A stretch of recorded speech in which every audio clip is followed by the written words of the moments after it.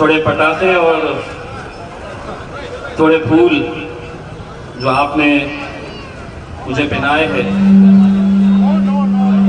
मेरे हिसाब से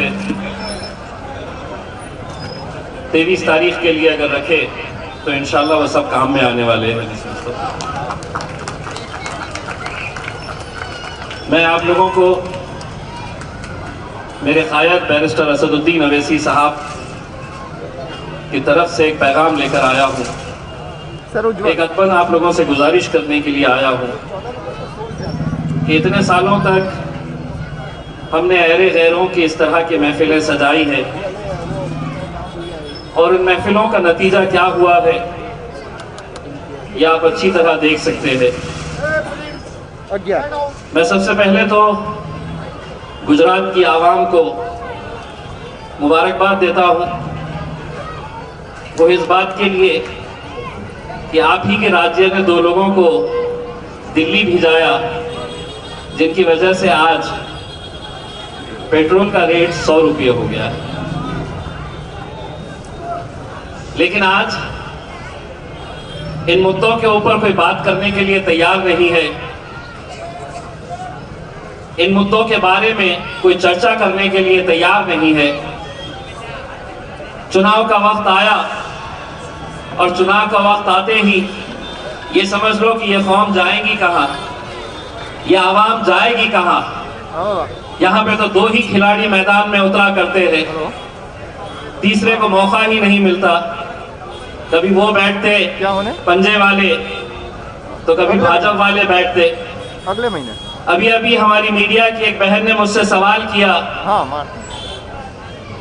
कि गुजरात के अंदर तीसरी राजनीतिक पार्टी कभी पनपी नहीं, कभी आवाम ने उसे कबूल नहीं किया, यहाँ पर तीसरी पार्टी के लिए जगह नहीं मिलती है। मैंने उसे जवाब दिया, इससे पहले जितनी भी कोशिशें हुई होगी, जितने भी मैदान में उतरे होंगे वो सब कमजोर खिलाड़ी थे। अब अल्हम्दुलिल्लाह मजलिस इत्तेहादुल मुस्लिमीन आपके बीच में आई। हमें अच्छी तरह से वो हुनर आ गया है, हमें अच्छी तरह से ये समझ में आ गया है कि इख्तिदार पर कैसा बैठा जाता है। और इसकी जिंदा मिसाल आपका भाई, आपका बेटा जो आपके सामने खड़ा है। लोग कहते थे कि मेरा अपना शहर औरंगाबाद शिवसेना का गढ़ है, और ये बिल्कुल सही था, क्योंकि जितने विधायक, जितने एमएलए चुन के आते ये शिवसेना के चुन के आते। मेरे अपने शहर औरंगाबाद में 20 साल से लगातार शिवसेना का सांसद, मेंबर ऑफ पार्लियामेंट लगातार 20 सालों से चुनकर आता था। हम वोट वालों ने वही इल्जाम लगाया जो आज की अपनी आपकी गलियों के अंदर आप लोगों को समझाने बुझाने का काम कर रहे हैं कि ये जो मजलिस आई है इससे सिर्फ वोट कटने वाला है, वो जीतेंगे नहीं, किसी को जिताने के लिए आए हैं, किसी को हराने के लिए आए हैं। यही बातें, यही इल्जाम 2 साल पहले हमारे ऊपर भी लगाए जाते थे। हम जब औरंगाबाद में इलेक्शन लड़ने का फैसला किए तो कांग्रेस के शरद पवार साहब की राष्ट्रवादी कांग्रेस की पार्टी के बड़े बड़े दिग्गज नेता औरंगाबाद में आए और उन्होंने यही कहा कि अब तो शिवसेना का जीत बहुत पक्की हो चुकी है, क्योंकि एमआईएम आई है, वो सिर्फ वोट काटेगी। हमारी आवाम को हमने एक बात समझाए कि इतने सालों तक तुम वोट किसको देते थे, कौन जीत कर आता था। वो लोगों ने हमें जवाब दिया कि हम कांग्रेस को वोट देते थे, लेकिन जीतती थी शिवसेना 20 साल लगातार। तब हमने जाकर उनसे कहा, कांग्रेस वालों से, कि अब तुम्हें जीता कैसे जाता है। हमने 20 साल तुम्हें मौका दिए लेकिन तुम जीत नहीं पाए। अब अल्हम्दुलिल्लाह हम तुम्हें बताएंगे कि जीता कैसे जाता है। और नतीजा ये हुआ कि 20 साल के शिवसेना के सांसद को 20 साल जिस शहर के अंदर शिवसेना का झंडा लहराता था, उस झंडे को हमने उखाड़ फेंका और वहां पे मजलिस इत्तेहादुल मुस्लिमीन का झंडा हमने गाड़ा है। अगर हम ये औरंगाबाद में कर सकते हैं, तो मेरे नौजवानों, बुजुर्गों, साथियों, ये हम अहमदाबाद में भी कर सकते हैं। और सिर्फ अहमदाबाद में ही नहीं, बल्कि इस मुल्क के अंदर कई सारी ऐसी कॉन्स्टिट्यूएंसीज हैं कि जहां से आपका नुमाइंदा लोकसभा में जा सकता है, असेंबली के अंदर जा सकता है, लेकिन नहीं, वो समझते हैं कि ये जो कौम है, ये कभी एक जगह पे आ नहीं सकती, एक ताकत बनकर खड़े नहीं रह सकती। इन्हें बांटना बहुत आसान काम है, इन्हें बिखेरना बहुत आसानी से किया जा सकता है। और हकीकत है कि पिछले 20-25 सालों का इतिहास निकालकर देखिए, गुजरात की आवाम को सोचना चाहिए कि क्या वजह है कि तुम्हारे इस राज्य से एक भी तुम्हारा नुमाइंदा, हमारा नुमाइंदा लोकसभा के अंदर नहीं है। क्यों नहीं है, कभी सोचा है? नहीं, हम तो सेक्युलरिज्म का ठेका लेके रखे हैं। हम कैसा देंगे मजलिस को? आज भी ऐसे जहन वाले लोग जब हमें मिलते हैं तो हम उनसे यह सवाल करना चाहते हैं, क्या हासिल किया इतने सालों के अंदर? क्या वजह है कि आज इन गरीब बस्तियां अगर किसी की है तो हमारी है। इन इलाकों के अंदर स्कूल नहीं मिलेंगे, पुलिस स्टेशन मिलेंगे। क्या वजह है कि हमारी बच्चियां आज तालीम हासिल करना चाहती है, लेकिन उन्हें तालीम से दूर रखा जा रहा है? कभी सोचिए इस बारे में, उन बच्चों के, छोटे छोटे बच्चों के मुस्तकबिल के बारे में सोचिए। बहुत आसान होता है इलेक्शन में लोगों को खरीदा जाता है, ये सच्चाई है, ये हकीकत है हर शहर की, और खुसूसन हमारी बस्तियों की ये सच्चाई है। हमारे ही अपने लोग आएंगे, यहां पर धंधा किया जाता है इस कौम का, बेचा जाता है आपको, ये सच्चाई है। इसीलिए मैं कहता हूं कि इस मुल्क के अंदर अगर मुसलमानों की क़यादत खत्म हुई है, हर 5 साल के अंदर आबादी तो बढ़ रही है, लेकिन किसी जमाने में इस लोकसभा के अंदर आपके 35 एमपीज हुआ करते थे, हर एक की आबादी बढ़ रही, उनकी नुमाइंदगी भी बढ़ रही। सिर्फ एक ऐसी ये कौम है, आबादी तो बढ़ रही, लेकिन विधानसभा के अंदर, चाहे वो गुजरात हो, महाराष्ट्र हो, दिल्ली हो, उत्तर प्रदेश हो या लोकसभा हो, हर 5 साल के बाद आपकी नुमाइंदगी इन ऐवानों के अंदर खत्म होती जा रही है। और इसके लिए कौन जिम्मेदार है? कभी सोचिए। आप कहेंगे कि नहीं, इसके लिए कौन जिम्मेदार है? बात कड़वी है मेरे भाइयों, लेकिन सच्ची है। एक बार इस बात के ऊपर गौर करना कि अगर आज इस मुल्क के अंदर हमारी क़यादत खत्म हुई है, तो इसके लिए कोई गैर जिम्मेदार नहीं है। मुसलमानों को इस मुल्क के अंदर हमेशा मुसलमानों ने ही हराया है, ये सच्चाई है। कितनी गुलामी करेंगे? क्या ये समझते हैं कि ये तो जागीर है, ये रबर स्टैंप है, अगर हम लड़ेंगे नहीं तो जीतेंगे कैसे? आज अगर इस मुल्क के अंदर कांग्रेस लड़ सकती है, भारतीय जनता पार्टी लड़ सकती है, शिवसेना लड़ सकती है, समाजवादी पार्टी लड़ सकती है, सारी तकलीफ मजलिस से क्यों है? क्यों है मजलिस से इतनी तकलीफ? क्या हम अपनी क़यादत नहीं खड़े करना चाहेंगे? क्या हमारी आवाज ऐवानों तक नहीं पहुंचना चाहिए? क्या हमारी माएं और बहनों को अपने बच्चों के मुस्तकबिल के बारे में नहीं सोचना है? लेकिन नहीं, अभी एक दिन बचा है। कल 5 बजे ये सभा खत्म हो जाएगी। हम मेहमान बन के आए हैं आपके बीच। हम आपको खुदाफिज कह के अपने अपने घर, अपने अपने राज्य चले जाएंगे। लेकिन ये जिम्मेदारी आपकी है, क्योंकि कल 5 बजे और इलेक्शन के दिन तक कैसे कैसे खेल खेले जाने वाले हैं।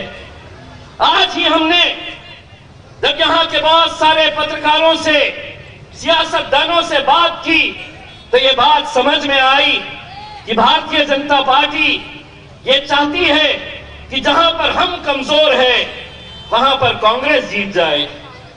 कांग्रेस ने यह तय किया है कि जहां पर हम जीत नहीं सकते वहां पे भारतीय जनता पार्टी जीत जाए। दोनों की आपस में साठगांठ है। दोनों की मंशा यही है कि हमने जीतना नहीं चाहिए, इसीलिए हमको पूरी दबाने की कोशिश की जा रही है। लेकिन एक बात भारतीय जनता पार्टी और कांग्रेस के तमाम नेताओं को मैं बताना चाहता हूं, मजलिस की फितरत में कुछ ऐसी लचक है, तुम जितना उसे दबाओगे इंशाअल्लाह वो उतनी ही उभर कर आएगी। अभी अभी मोहतरमा पत्रकार साहिबा ने मुझसे कहा कि एक संगठन लगता है जीतने के लिए। हाँ, हम मानते हैं, लेकिन हमने महज 1 महीना पहले फैसला किया कि हम गुजरात आएंगे और हम लड़ेंगे। इसलिए लड़ेंगे कि हर रोज हम गुजरात के नौजवानों को हैदराबाद के दारुस्सलाम के अंदर देखते और वो यही इल्तिजा करते। कितने उलमाए किराम वहां पर पहुंचते और यही इसरार करते कि आप गुजरात आइए। असद साहब ने कहा कि इम्तियाज तुम जाओ और जाकर देखो गुजरात के अंदर क्या हाल है, कैसा माहौल है।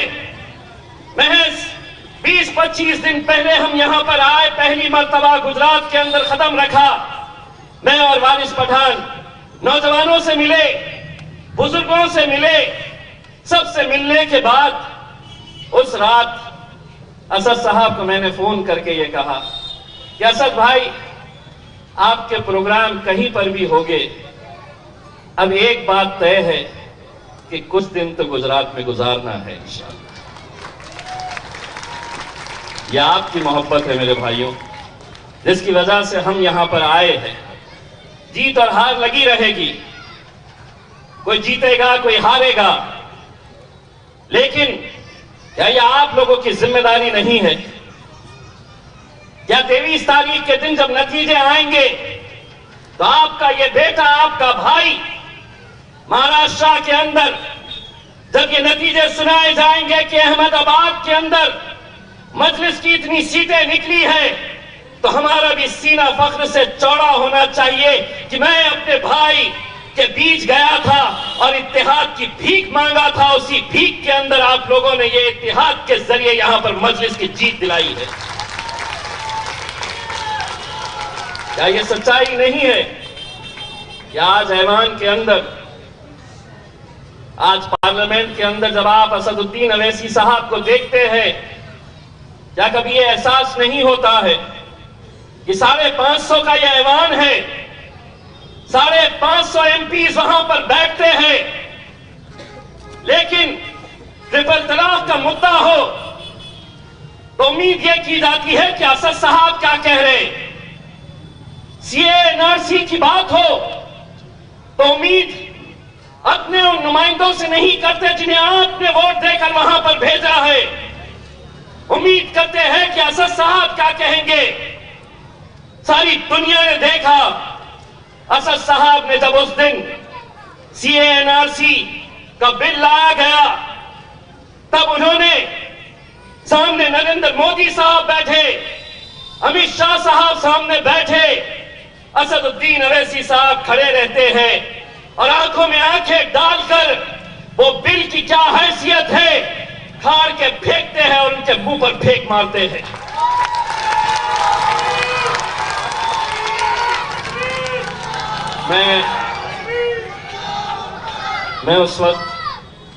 मैं जब ऐवान के अंदर, पार्लियामेंट के अंदर जब उन्हें देखता हूं,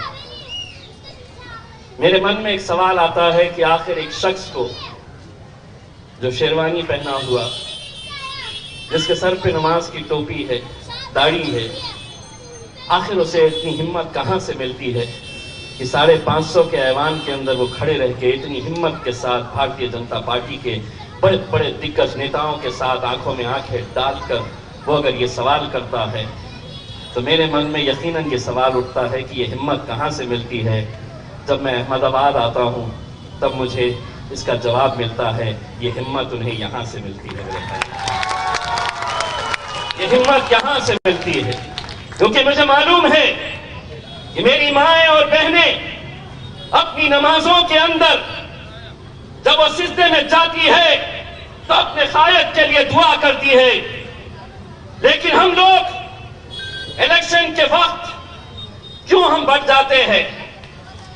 आज अगर हम यूं ही और कोई गैर नहीं, आप ही की गली का कोई नेता आएगा, पैसे देकर खरीदने की कोशिश करेगा।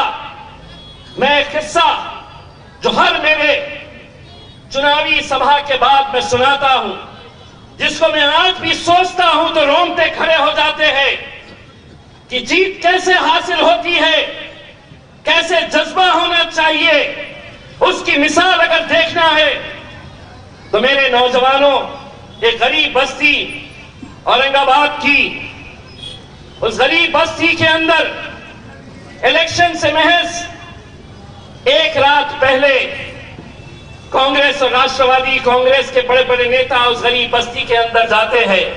बस्ती इतनी गरीब कि वहां पर जितने लोग रहते हैं वो सुबह रोजी रोटी कमाने के लिए बाहर जाते हैं तो रात में उनके घर का चूल्हा जलता है।